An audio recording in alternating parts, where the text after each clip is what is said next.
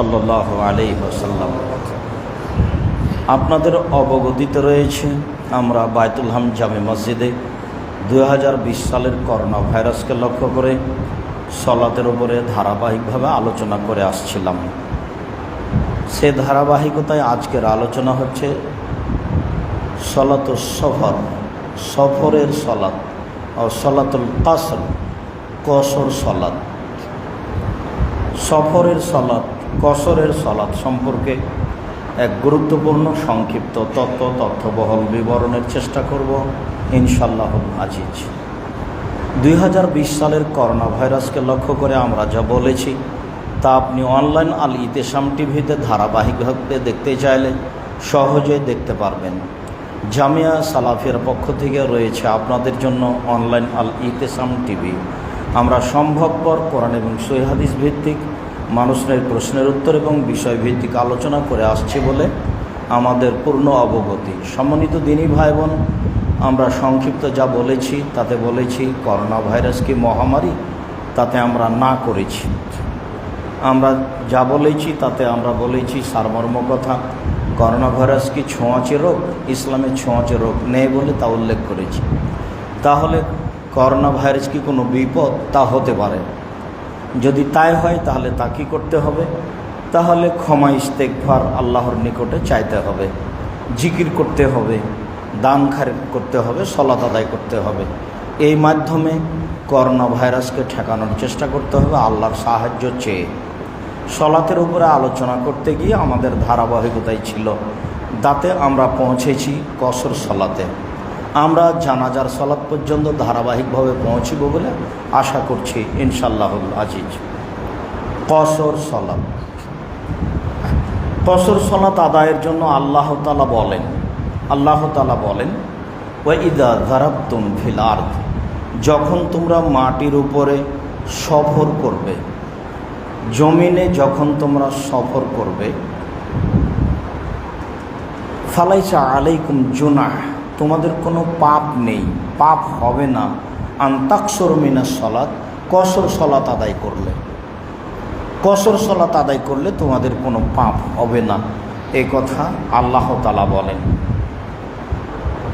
সূরা নিসা সম্ভবত 101 নম্বর আয়াত। আপনি নিজেও দেখতে পারেন আল্লাহ তাআলা কসর সলাত আদায়ের জন্য বলেছেন, তাতে বলেছেন করো, কোনো গুনাহ নেই। এ ব্যাপারে রাসূল সাল্লাল্লাহু আলাইহি সাল্লাম বলেন।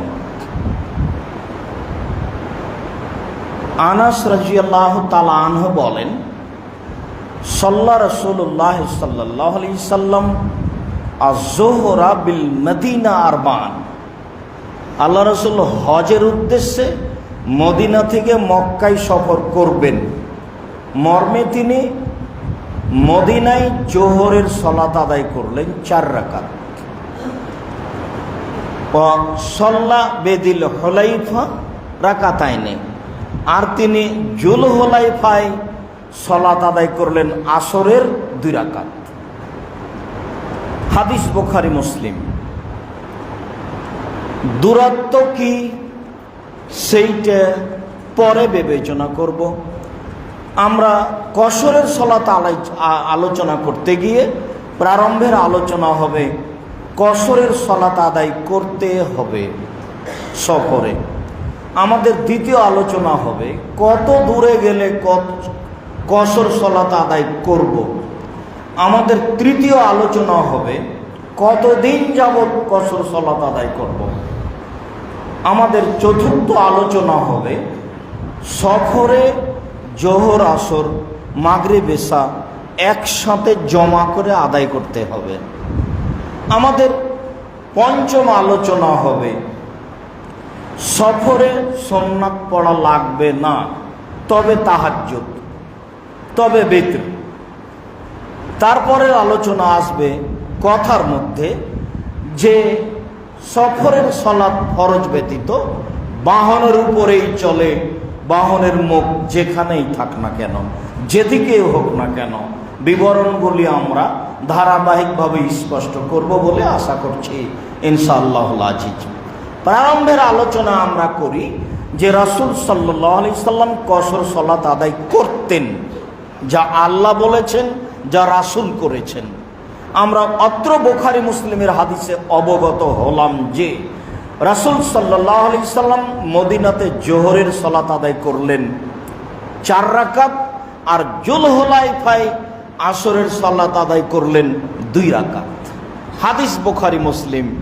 কোনো প্রকার আপনার অন্তরে যেন ধাক্কা না কাটে, দাগ না কাটে যে কসর চলে কিনা, কত দূর সেটা আপনিও বিবেচনা করতে পারেন সময়ের গতিতে। হারিস ইবনে ওয়াহাব আল খুজাই রাদিয়াল্লাহু তাআলা আনহু বলেন, সাল্লা বিনা রাসূলুল্লাহ সাল্লাল্লাহু আলাইহি ওয়াসাল্লাম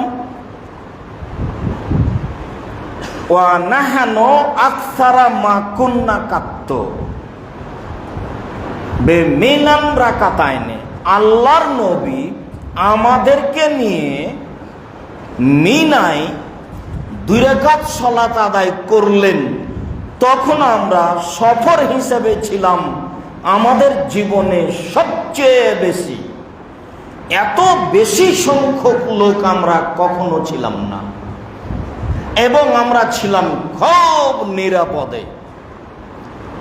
তখন তো আল্লাহ রাসূল সাল্লাল্লাহু আলাইহি সাল্লাম নিজেই সমাজের দায়িত্বশীল। তখন তো মক্কা বিজয় হয়ে গেছে, তখন তিনি মদিনা থেকে মক্কায় আসছেন হজ করতে। তাই তিনি বলছেন, আমরা সেদিন মিনায় ছিলাম সংখ্যায় সবচেয়ে বেশি, হাজার হাজার মানুষ ছিলাম। সেদিন আমরা ছিলাম নিরাপত্তায়, কোনো প্রকার সমস্যা ছিল না। সেদিন আমরা কসর সালাত আদায় করেছি রাসূল সাল্লাল্লাহু আলাইহি সাল্লামের সাথে, তিনি আমাদেরকে কসর সালাত আদায় করিয়েছেন। বুখারী মুসলিম। বিবরণে বোঝা যাচ্ছে যে নিরাপত্তা চলে আসলে কসর সালাত আদায় করতে হবে না, কথাটি ঠিক নয়। এদেশে ভারত, বাংলাদেশ, পাকিস্তানে মাঝহাবি মানুষ অনেক বেশি, কাজেই অনেকের ধারণা যে সমস্যা ছিল, তাই ছিল কসরের সালাত। সমস্যা নেই, এখন আর কসর নেই। হাদিস বুখারী মুসলিম। তিনি বলছেন, আমরা সংখ্যায় ছিলাম সবচেয়ে বেশি, কোনো দিন এত সংখ্যায় বেশি ছিলাম না, এবং সবাই ছিলাম নিরাপত্তায়, নিরাপদে, কোনো প্রকার সমস্যা ছিল না, ভয় ভীতি বলে কোনো জিনিস ছিল না। হাদিস বুখারী মুসলিম। বোঝা যাচ্ছে রাসূল সাল্লাল্লাহু আলাইহি সাল্লাম কসর সালাত আদায় করতেন সাহাবীগণকে নিয়ে। ইয়ালা ইবনে উমাইয়া রাদিয়াল্লাহু তাআলা আনহু বলেন, কুলতু লি উমর ইবনুল খাত্তাব, আমি একদা উমর ইবনুল খাত্তাব রাদিয়াল্লাহু তাআলা আনহুকে বললাম যে ইন্নামা কাল আল্লাহু তাআলা, আল্লাহু তাআলা বলেছেন যে ইন খিফতুম আইয়াফতিনাকুম, যদি তোমাদের ভয় হয় যে তোমাদেরকে কাফেররা বিপদে ফেলে দিবে, আনতাকসুর মিনাস সালাত, তখন সালাত কসর করো। এটা যদি তোমাদের ভয় হয় তো ফাকাদা আমিনান নাস, এখন তো মানুষ নিরাপদে, তো এখন কেন কসর হবে?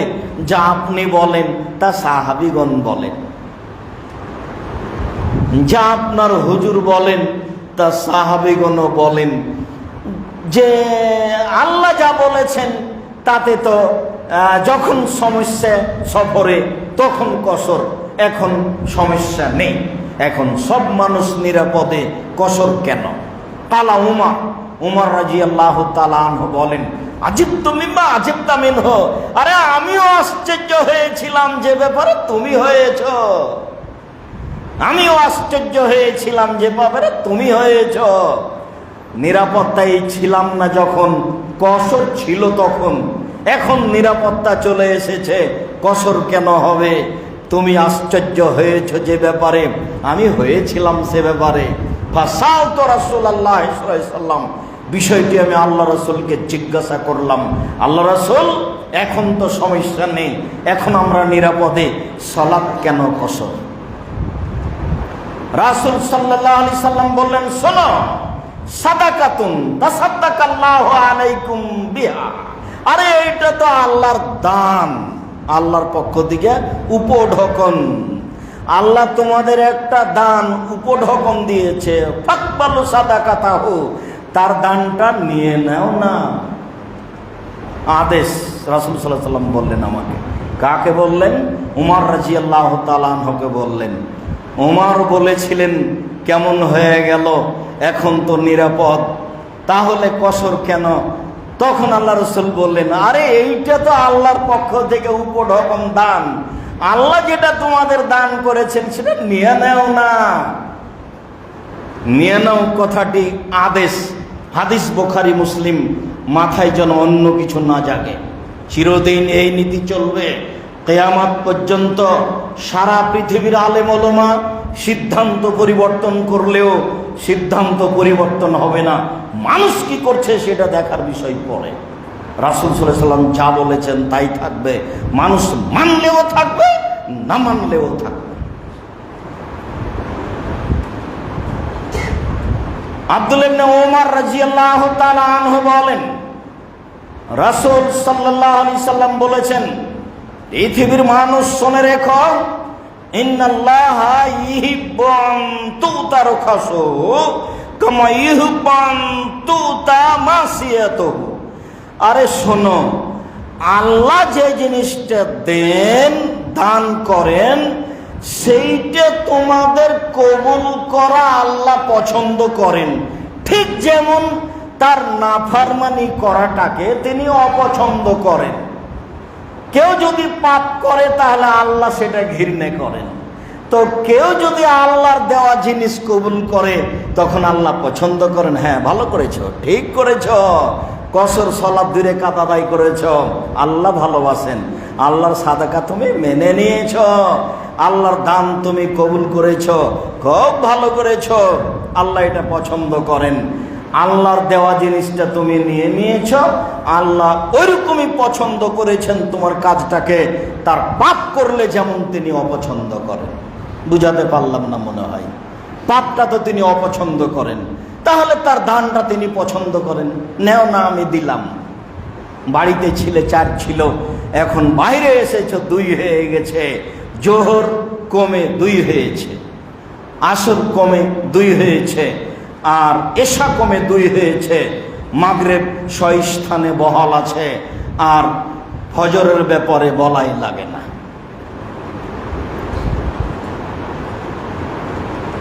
আব্দুল্লাহ ইবনে আসিম ইবনে ওয়াহাব, হাফস ইবনে আসিম রাদিয়াল্লাহু তাআলা আনহু বলেন, সাহেব ইবনে উমারা ফি তরিকে মক্কা, একদা আমি, হাফস ইবনে আসিম বলছেন, আব্দুল্লাহ ইবনে উমারের সাথে হয়ে গেলাম মক্কার রাস্তায়। মক্কার রাস্তায় আমরা চলছিলাম, আব্দুল্লাহ ইবনে উমারের সাথী হয়ে গেলাম। সারা পৃথিবীতে বিশিষ্ট মানুষ, হাদিসের বিদ্বান বড় আব্দুল্লাহ ইবনে উমারের ছেলে। ফাসাল্লা যোহরা রাকাতাইনে, সফরে তিনি জোহরের সালাত 2 রাকাত আদায় করলেন।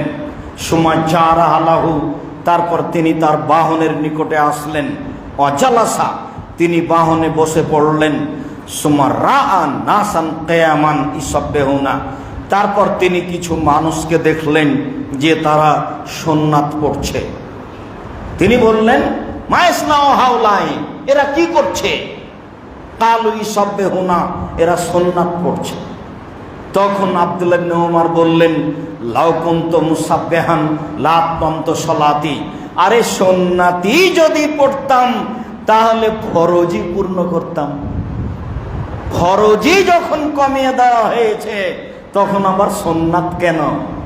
সুন্নাতি যদি পড়তাম তাহলে লা আতমামতু সলাতি, ফরজি পূর্ণ করে দিতাম, আমার সালাতকে, ফরজকে আমি পূর্ণ করে দিতাম। সাহেব তো রাসূলুল্লাহ সাল্লাল্লাহু আলাইহি সাল্লাম, জীবনে রাসূলের সাথে সফরে থেকেছি। মায়েজিদ ফি সাফারিন আলা রাকাতাইনে, আল্লাহর নবী সফরে কোনোদিন 2 রাকাতের বেশি পড়েননি। ওয়া আবু বকর ওয়া ওমর ওয়া উসমান কাযালিকা। অনুরূপী করেছেন আবু বকর, অনুরূপী করেছেন ওমর, অনুরূপী করেছেন উসমান রাদিয়াল্লাহু তাআলা আনহু। আব্দুল্লাহ ইবনে ওমর বলেন, বিশিষ্ট সাহাবী, হাদিস বুখারী মুসলিম, আমি জোহরের সালাত কসর করেছি, সুন্নাত পড়ার প্রশ্নই আসে না। রাসূল সাল্লাল্লাহু আলাইহি সাল্লাম কখনো সফরে সুন্নাত পড়েননি, ফরজ কসর করেছেন। অনুরূপী করেছেন আবু বকর সিদ্দিক, অনুরূপী করেছেন ওমর, অনুরূপী করেছেন উসমান রাদিয়াল্লাহু তাআলা আনহুম। বুখারী মুসলিম একসাথে একটানা লম্বা বিবরণ দিয়ে দিলেন আব্দুল্লাহ ইবনে ওমর যে সফরে কসর সালাত আদায় করতে হবে। সফরে কসর। আয়েশা রাদিয়াল্লাহু তাআলা আনহা বলেন, ফরজাতি সালাত রাকাতাইনি, প্রথমে মূলত সালাত ফরজ হয়েছে 2 রাকাত। সুম্মা হাজারা রাসূলুল্লাহ সাল্লাল্লাহু আলাইহি সাল্লাম, তারপর আল্লাহর নবী মক্কা থেকে মদিনায় হিজরত করলেন, ফরজ আরবান, তখন সালাত 2 থেকে 4 হয়ে গেল। তাহলে আগে ফরজ হয়েছিল 2, যখন তিনি মদিনায় গেলেন তখন হয়ে গেল 2, 4। তরিকাত সালাতুস সফরে আলাল ফারিজাতিল উলা, এবার সফরের সালাতটা পূর্বের ফরজের মতো থেকে গেল। সফরের সালাতটা পূর্বের ফরজের মতো থেকে গেল, মানে সফরের সালাতটা 2 রাকাত থেকে গেল, আর বাড়িতে হয়ে গেল 4। আয়েশা রাদিয়াল্লাহু তাআলা আনহা বলেন, রাসূল সাল্লাল্লাহু আলাইহি ওয়াসাল্লাম বলেছেন, আউয়াল মা ফরজাতি সালাতু রাকাতান ফাউকিররাত ফিস সাফারে ও উতিম্মাত ফিল হাজারে। প্রথমে সালাত 2 রাকাতই ফরজ হয়েছে, সফরে বহাল থেকেছে, বাড়িতে 4 হয়ে গেছে। প্রথমে সালাত 2 রাকাতই ফরজ হয়েছে, সফরে বহাল থেকেছে, বাড়িতে 2, 4 হয়েছে।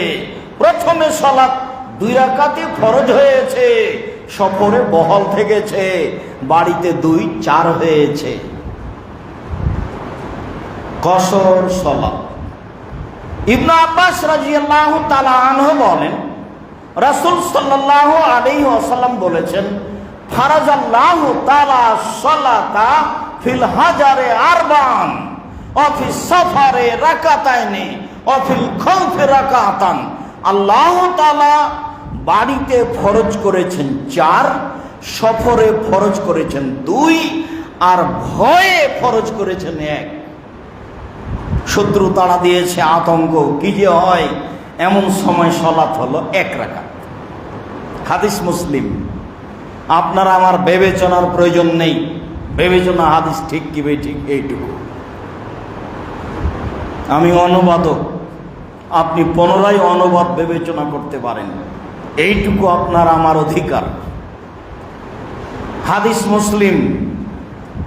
রাসূল সাল্লাল্লাহু আলাইহি সাল্লাম বলেন, আল্লাহ বাড়িতে হাজারে ফরজ করেছেন 4, সফরে ফরজ করেছেন 2, বিপদে ফরজ করেছেন 1। মুসলিম। বিস্তারিত বিবরণে আপনাকে বলছিলাম যে কসর সালাত আদায় করতে হবে। পৃথিবীর দিনী মুসলিম ভাই বোন যারা আপনারা আমাদের সামনে আছেন, যারা পৃথিবীর বিভিন্ন প্রান্ত থেকে অনলাইনে আমাদের সাথে আছেন যন্ত্রের মাধ্যমে, তাদেরকে জানাচ্ছি, সাথে সাথে আমাদের এই জুমার খুতবাগুলি অনলাইন আল ইতিসাম টিভির মাধ্যমে এবং বিভিন্ন মাধ্যমে যারা যুগ যুগ ধরে অবগত হবেন, তাদেরকে আমরা অনুরোধ জানাচ্ছি, সফরে 2 রাকাত সালাত আদায় করতে হবে। এটাই চূড়ান্ত। যে যাই বলুক তাতে আসে যায় না। হুজুর যত বড়ই হোক, পাগড়ি যত বড়ই হোক, জুব্বা যত বড়ই হোক, সফরে 2 রাকাত সালাত এটাই চূড়ান্ত, এর বিকল্প কোনো পথ নেই। কেউ যদি 4 রাকাত পড়ে তাহলে কি গুনাহগার হবে? বিবরণে বোঝা যায় যে গুনাহগার হবে না। তবে রাসূল সাল্লাল্লাহু আলাইহি ওয়াসাল্লাম 2 রাকাতই পড়তেন, সাহাবাগণ 2 রাকাত পড়তেন। বিবরণগুলি এভাবে এসেছে, বিবরণগুলি আদেশবাচক। বলছিলাম সম্মানিত দিনী ভাই বোন, সফরের সালাত, কসরের সালাত 2 রাকাত। এবার আমরা বলি কত দূর গেলে কসর? হ্যাঁ, এইটা একটা কথা। আব্দুর রাজ্জাক সাহেব, সফর কখন, কত দূর গেলে কসর, কত কথা শুনি। এবার চলে যায় প্রথম হাদিসে, বুখারী মুসলিম। আনাস রাদিয়াল্লাহু তাআলা আনহু বলেন, সাল্লা রাসূলুল্লাহ সাল্লাল্লাহু আলাইহি ওয়াসাল্লাম বিল মদিনা আয-যুহর আরবান। আল্লাহর নবী মদিনায় জোহরের সালাত আদায় করলেন 4 রাকাত। অবে জিলহুলাইফা রাকাতাইনে, আর জুলহুলাইফায় করলেন 2 রাকাত। তাহলে জোহর হলো মদিনাতে 4 রাকাত, আর আসর হলো জুলহুলাইফায় 2 রাকাত। তাহলে এবার আপনি মাপেন মদিনা থেকে জুলহুলাইফা কত কিলো, সবাই পারে। এখনই বের হয়ে মোবাইলে মেপে নেন, দেখেন কত কিলো। 9 থেকে 10 কিলো হবে, 9 কিলো, 9 থেকে 10 কিলো হবে। তাহলে রাসূল সাল্লাল্লাহু আলাইহি ওয়াসাল্লাম কসর করলেন 9 থেকে 10 কিলো পথে গিয়ে। এটা কি চূড়ান্ত হলো? তাহলে কি উনি এটা চূড়ান্ত করে দিলেন যে 9 থেকে 10 কিলো হলেই কসর করতে হবে? কাঁটার মাপে মেপে নেন না। মদিনা মসজিদ থেকে নিয়ে জুলহুলাইফা মসজিদ আছে, দুটাই কতটুকু হয়, 1 পয়েন্টও বলতে পারবেন, কত কিলো কত পয়েন্ট এটাও বলতে পারবেন। তাহলে কি রাসূল সাল্লাল্লাহু আলাইহি ওয়াসাল্লাম এটাই চূড়ান্ত করলেন? এবার চলেন যায় আরো হাদিস।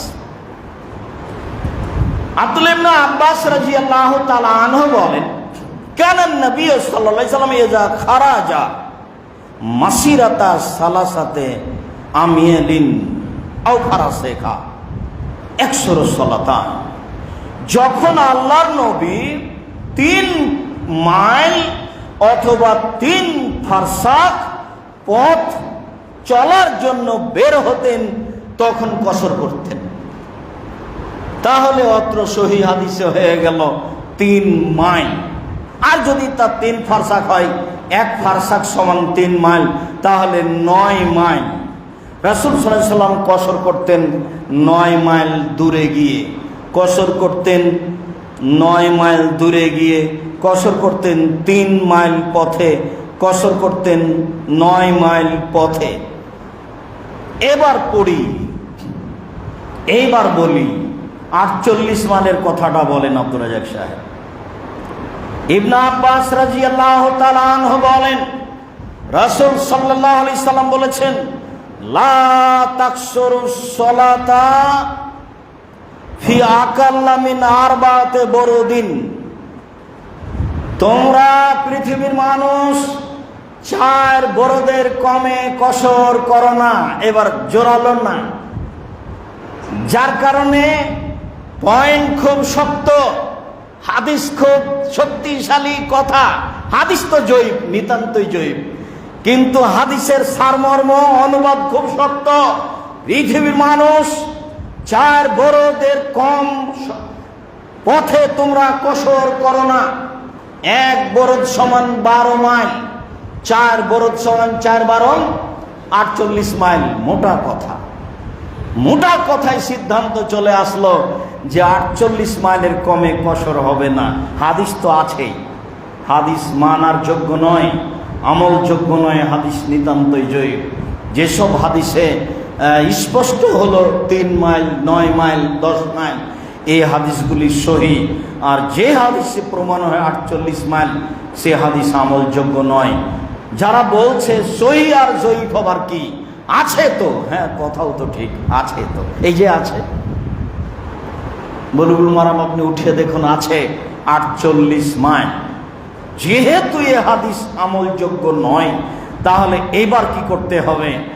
এবার হলো এই যে সারমর্ম কথা, রাসূল সাল্লাল্লাহু আলাইহি সাল্লাম দূরত্বকে হিসাব করে কসর করেননি, সফরকে হিসাব করে কসর করেছেন। দূরত্বকে হিসাব করে কসর করেননি, সফরকে হিসাব করে কসর করেছেন। এখন তো আপনার উত্তরা যেতে কয়েক ঘন্টা লেগে যাচ্ছে, তাহলে উত্তরা যে কসর করবেন এটুকু? তো উত্তরা যেতে কয়েক ঘন্টা লাগছে এ কথা ঠিক, তবে আপনার বের হওয়ার প্রস্তুতি কেমন হতে পারে? আর 30 মিনিটে আপনি ঢাকা থেকে রাজশাহী যাবেন বিমানে, তখন আপনি বের হচ্ছেন বাড়ি থেকে, তখন আপনার প্রস্তুতি কেমন আপনি নিজেই বলেন তো। যারা কোরআন হাদিস নিখুঁতভাবে ফায়সালা দিতে চেয়েছেন তারা বলেছেন মানুষ যখন নিজেকে মনে করবে আমি সফরে বের হচ্ছি, তখন বাড়ি থেকে বের হয়েই যেখানে সময় হবে সালাতের সেখানে কসর করবে। তা হোক 3 মাইল দূরে, তা হোক 1 মাইল দূরে, তা হোক 50 মাইল দূরে, তা হোক 500 মাইল দূরে। কথা স্পষ্ট না হলে আবারও বলি, আমরা কথার কথা বুঝতে পারি যে আমরা বের হচ্ছি, এতে যাব, উত্তরা যাব, তো যেতে তো কয়েক ঘন্টা লেগে যাবে। তা আমি যখন বাড়ি থেকে বের হয়েছি তখন কি আমি সফরে বের হয়েছি এটা আমার মনে বলছে না। তো আমি কাজে বের হয়েছি, কয়েক ঘন্টা লেগে গেল, কিন্তু আমি এখন ঢাকায় রাজশাহী যাব বিমানে, তখন তো সময় লাগলো 30-35 মিনিট। তাহলে কি এখনো আমার বের হওয়াটা উত্তরায় যাওয়ার মতো মনে হবে? জি না। তাহলে বোঝা যাচ্ছে যে একথাই ঠিক, মানুষ যখন বুঝবে আমি সফরে বের হয়েছি তখন সে কসর করবে, একথাই ঠিক। মানুষ যখন বুঝবে আমি সফরে বের হয়েছি তখন কসর করবে, একথাই ঠিক। মানুষ যখন বুঝবে আমি সফরে বের হয়েছি তখন কসর করবে, একথাই ঠিক। হোক না কেন 1 কিলো, হোক না কেন 5 কিলো, হোক না কেন 50 কিলো, হোক না কেন 500 কিলো। সম্মানিত দিনী ভাই বোন, দেশবাসী, এলাকাবাসী, মসজিদের মুসল্লি, দিনী মুসলিম ভাই বোন, পৃথিবীর বিভিন্ন প্রান্ত থেকে যারা আমাদের সাথে আছেন তাদেরকে আমরা বিনীতভাবে অনুরোধ জানাচ্ছি যে সফরের দূরত্ব নেই। যখন মানুষ নিজেকে মুসাফির মনে করবে তখনই কসর করবে, এ কথাই ঠিক। বিবেচনা করে আমল করার চেষ্টা করি। আল্লাহ আমাদের তৌফিক দান করুক। আল্লাহুম্মা আমিন। আল্লাহুম্মা সাল্লি আলাইহি। আলহামদুলিল্লাহ ওয়াহদা ওয়াসসালাতু ওয়াসসালামু আলা মান লা নাবিয়্যা বা'দা। কতদিন কসর করব? সেটাও তো একটা কথা, কতদিন কসর করব?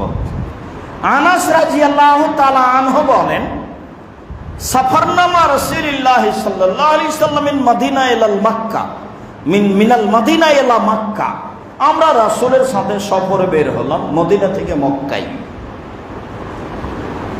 ফাইসাল্লি রাকাতাইনে হাত্তা রাজানা ইলাল মদিনা। দেখলাম তিনি মক্কায় 2 রাকাত করে কসর সালাত আদায় করলেন।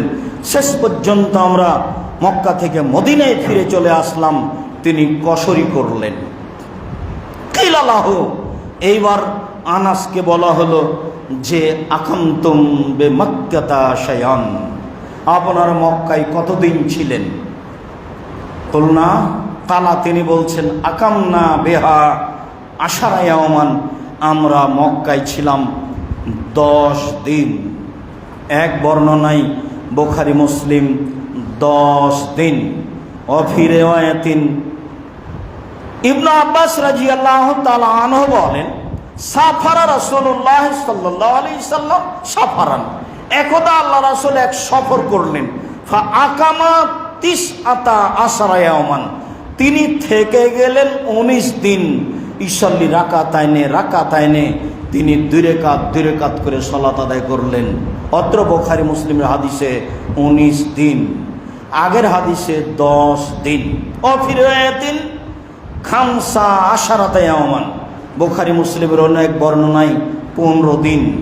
অফি রিওয়ায়াতিন 18 ইয়াওমান, অনেক বর্ণনায় 18 দিন। রাসূল সাল্লাল্লাহু আলাইহি সাল্লামের নিজের জীবনে যা তিনি বাস্তবায়ন করেছেন তাতে ছিল 10 দিন, তাতে ছিল 15 দিন, তাতে ছিল 18 দিন, তাতে ছিল 19 দিন। আব্দুল্লাহ ইবনে ওমর রাদিয়াল্লাহু আনহু বলছেন, তারা এক সফরে ছিলেন, আসবো বলে থেকে গেলেন 6 মাস। 6 মাস যাবৎ কসর করতে থাকলেন। এবার আপনি বলেন কতদিন কসর করবেন?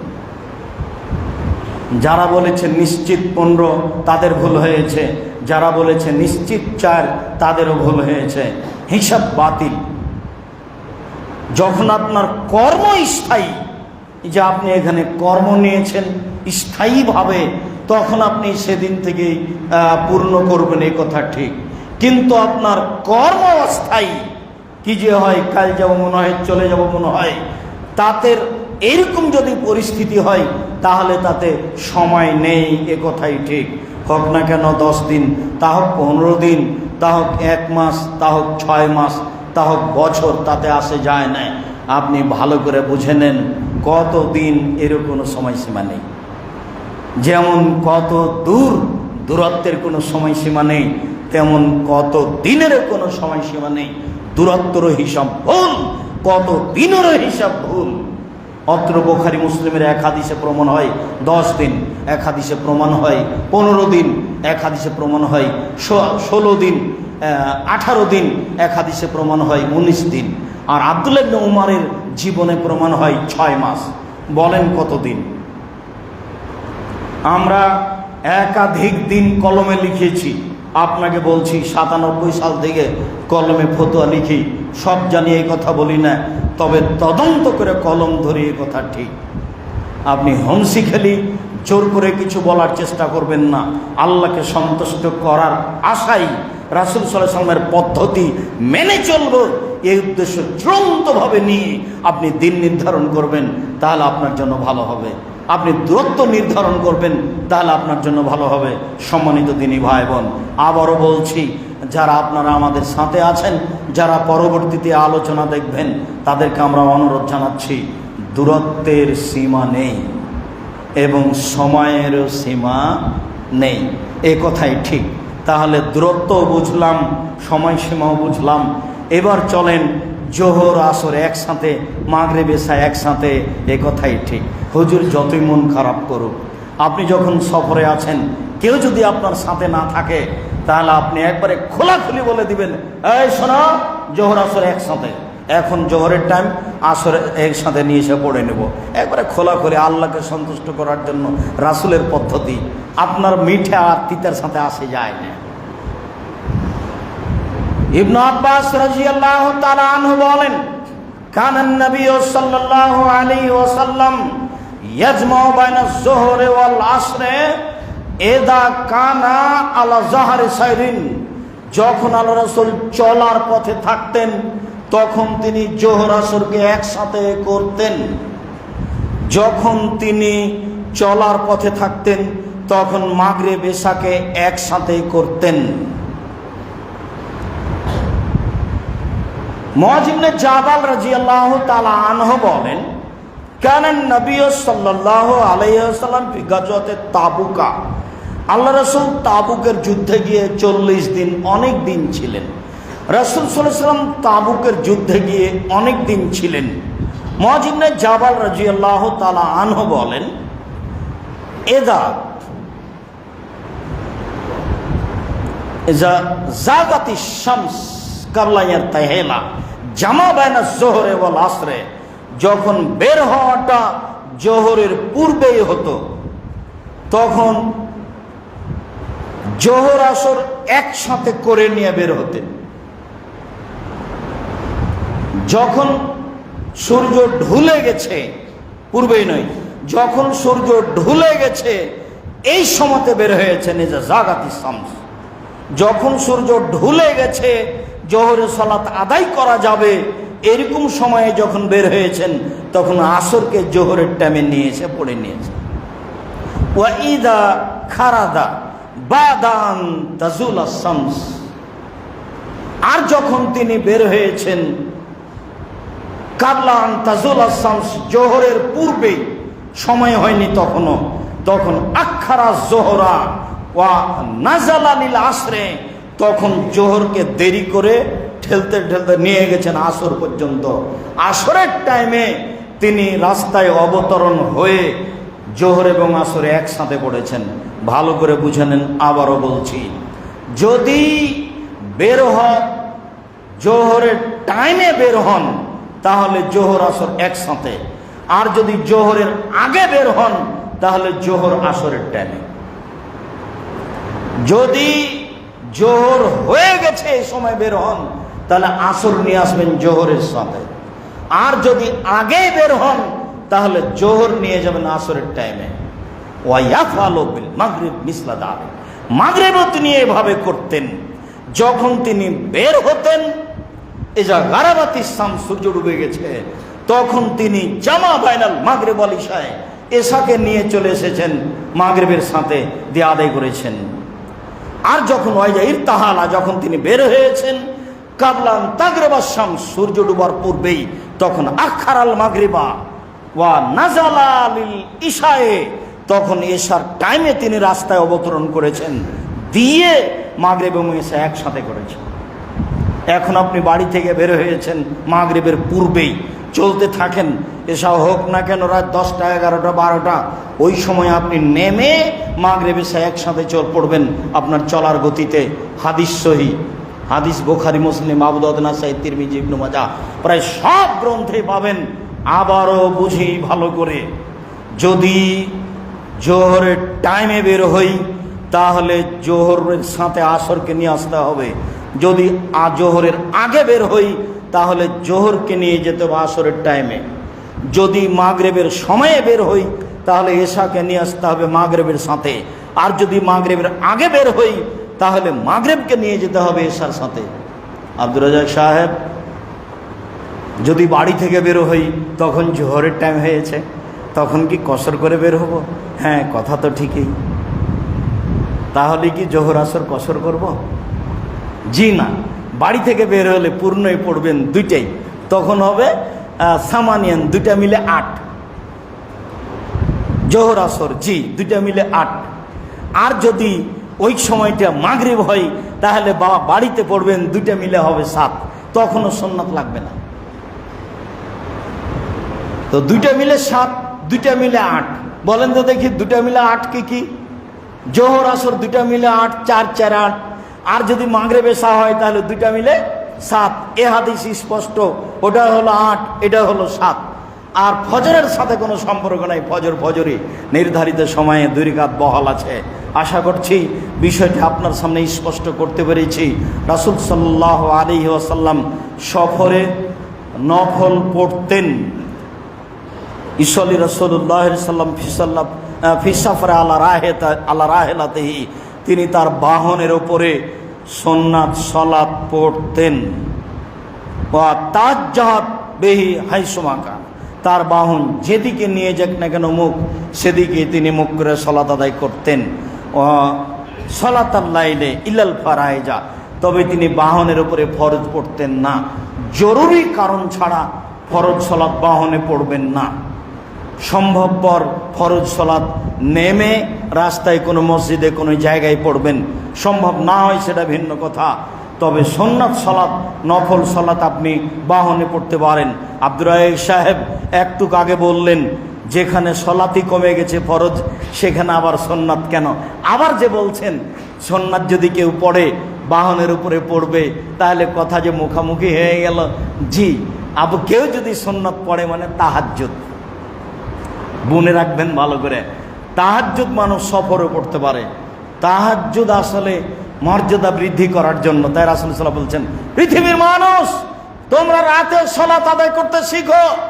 পূর্বের ভালো মানুষেরা রাতে সালাত আদায় করত। রাতে সালাত আদায় করলে পাপ মিটে যায়, রাতে সালাত আদায় করলে পাপ থেকে দূরে চলে যায়, রাতে সালাত আদায় করলে মানুষের মর্যাদা বেড়ে যায়। পৃথিবীর মানুষ, অতীতের নবী, রাসূল, সিদ্দিক, শুহাদা, সালেহ মানুষের কাজ ছিল রাতে সালাত আদায় করা। রাতে সালাত আদায় করতে শিখতে হবে, তাতে মান বেড়ে যাবে। যেহেতু মান বাড়িয়ে দেওয়া, কাজেই রাসূল সাল্লাল্লাহু আলাইহি ওয়াসাল্লাম সফরে পড়তেন, সেটা হলো তাহাজ্জুদের সালাত। তাহলে এতক্ষণ কোনটা বললেন? এতক্ষণ বললাম ফরজের সাথে যেটা আছে সেটা। এমনি যদি কিছু পড়তে চান সেটা, এগুলো পড়া লাগবে না। আর ভিতরের সাথে কোনো আপোষ নেই, বাড়ি হোক আর মাঠে হোক আর ঘাটে হোক। ভিতরে 1 রাকাত পড়েন, 3 রাকাত পড়েন, 5 রাকাত পড়েন, যাই পড়েন, সফরও পড়বেন, বাড়িতেও পড়বেন।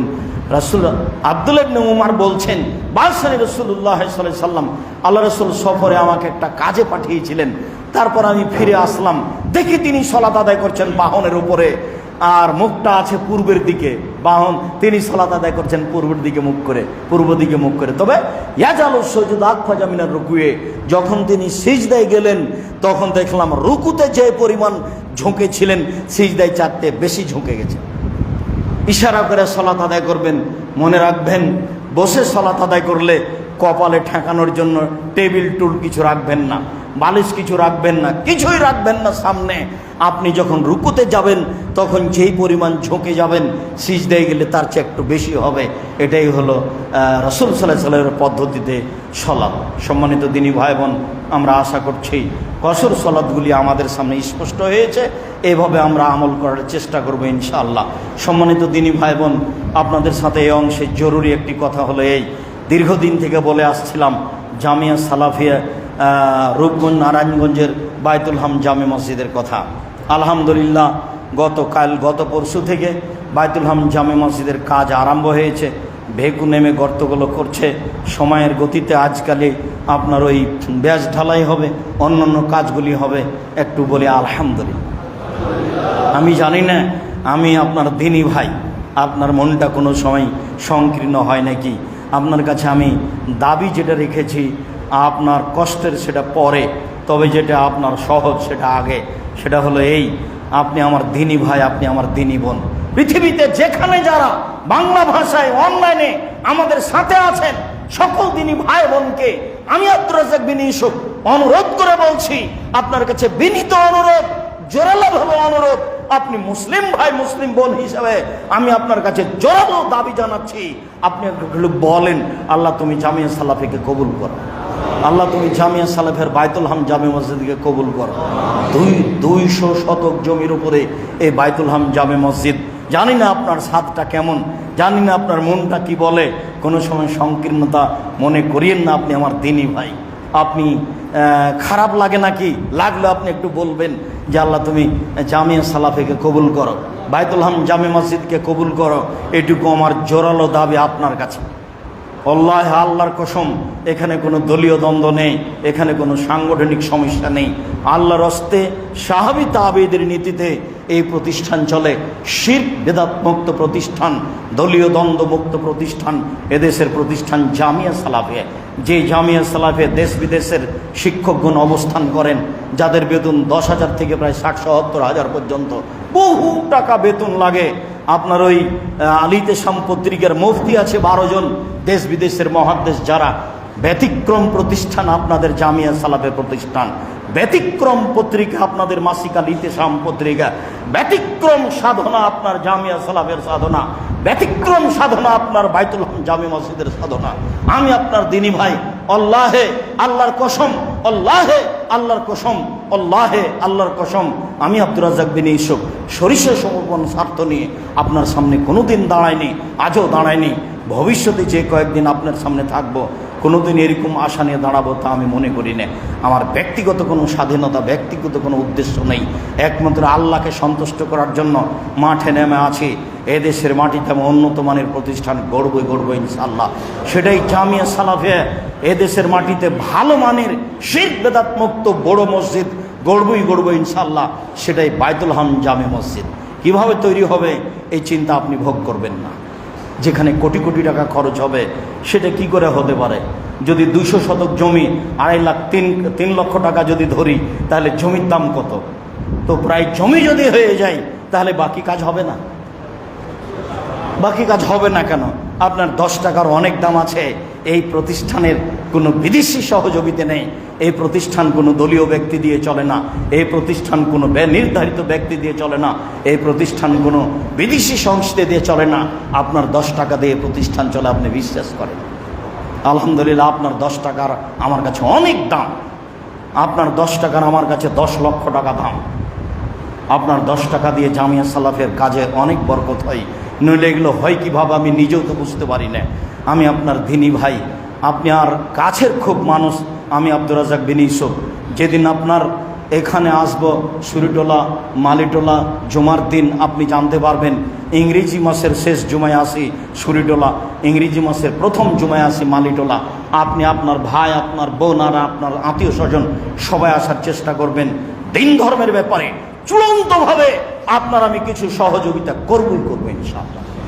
আমি দৃঢ়তা নিয়ে আপনার সামনে দাঁড়াই, এমনিভাবে আপনার সামনে আসি না। আর শেষে যে আপনার ছেলে মেয়ে, জাতির ছেলে মেয়ে কোরআন এবং সহিহ হাদিস জানবে কিভাবে, বুঝবে কিভাবে, তার আশা ব্যক্ত করে আপনার সামনে আমি দাঁড়াই, এটা আপনাকে মনে রাখতে হবে। জামিয়া সালাফের যত বই পুস্তক আছে সব আপনাকে সংগ্রহ করতে হবে, মনে সংকীর্তন নিয়ে আসবেন না। মাসিকাল ইতেসাম আপনাকে সংগ্রহ করতে হবে, মনে সংকীর্ণতা নিয়ে আসবেন না। জামিয়া সালাফের এই বাইতুল হাম জামে মসজিদের ব্যাপারে আল্লাহর কাছে খালেস অন্তরে দোয়া করতে হবে। যারা দেশে বিদেশে দিনী ভাই বোন আছেন, আমি সকল দিনী ভাই বোনকে অনুরোধ জানাচ্ছি, একটু মুখে বলতে শিখুন, আল্লাহ তুমি জামিয়া সালাফে কবুল করো। আর বলেন, আল্লাহ যারা জামিয়া সালাফে পরিচালনা করে, বাইতুল হাম জামে মসজিদ পরিচালনা করে, ওদের যদি কোনো ত্রুটি থাকে তাহলে তুমি সংশোধন করে দাও। ওরা যেন নিজ স্বার্থ নিয়ে কোনো কাজ না করে, ওরা যেন কারো ক্ষতির জন্য কোনো কাজ না করে, তুমি তাদেরকে সঠিক পথে রাখো। এটুকু থাকলো। দিনী ভাই বোন দেশ বিদেশে আছেন যারা, সবাই এই মসজিদের মুসল্লি যারা, তারা সবাই জামিয়া সালাফের সার্বিক কাজে বাইতুল হাম জামে মসজিদের কাছে অংশগ্রহণ করবেন। আপনার 10 টাকা আপনি কখনো খাটো মনে করবেন না। 10 টাকা কেন? 10 লক্ষ দিবেন, 10 লক্ষ কেন? 10 কোটি দিবেন, 10 কোটি কেন? 1000 দিবেন, 500 দিবেন, 50 টাকা দিবেন। কোনো সময় সংকীর্তনা আনবেন না কখনো। সংকীর্ণতা যেন ভিতরে না ঢোকে। পতিতালয়ের মহিলা যদি কুকুরকে পানি পান করিয়ে জান্নাত পেতে পারে, জামিয়া সালাফের কোনো কাজে বাইতুল হাম জামে মসজিদে 10 টাকা সহযোগিতা করে জান্নাত কিনবো ইনশাআল্লাহ। আল্লাহে, আল্লাহর কসম, আমি কোনো স্বার্থ নিয়ে কথা বলছি না। আল্লাহ তুমি সর্বশক্তিমান, আমাদের যদি কোনো ভুল ত্রুটিকে তাহলে মাফ করো। তোমার দরবারে জুমার খুতবার শেষ অংশে দাঁড়িয়ে বলছি, আমরা মানুষ, আমাদের যদি কোনো ভুল ত্রুটি থাকে তাহলে তুমি মাফ করো।